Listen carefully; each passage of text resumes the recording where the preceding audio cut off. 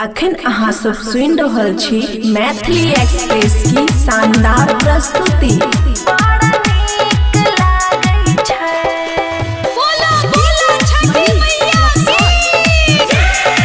खुशी recording studio मलुआहा।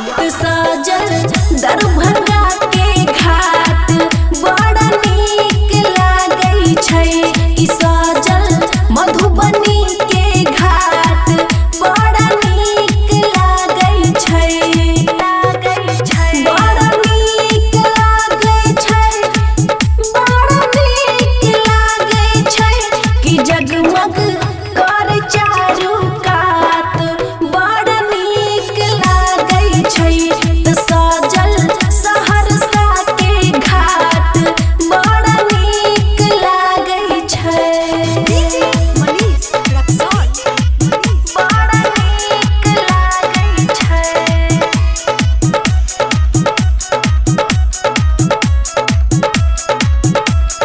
खुशी recording studio मलुआहा।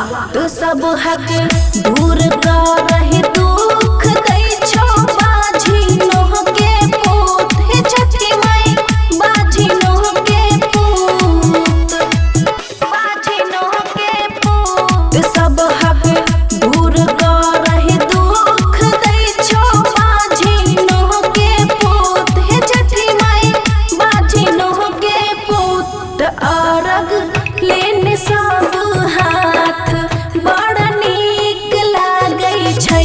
त सजल मधेपुरा के घाट बड़ा नीक लागै छै।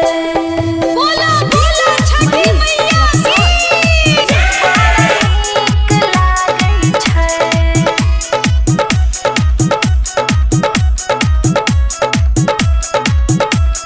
खुशी रिकॉर्डिंग स्टूडियो मलुआहा। बबुआ राहुल अमन दिया बारे छोने छोन। हे छठी माई बारे छोने छोन, बारे छोने छोन। बबुआ राहुल अमन दिया बारे छोने छोन। हे छठी माई बारे छोने छोन। तो खुशी गावे माई के पाठ बड़ा नीक लागै छै। त सजल अररिया के घाट बड़ा नीक लागै छै। बड़ा नीक लागै छै, बड़ा नीक लागै छै कि जगमग कर चारू कात बड़ा नीक लागै छै। त सजल सहरसा के घाट बड़ा नीक लागै छै। खुशी रिकॉर्डिंग स्टूडियो मलुआहा।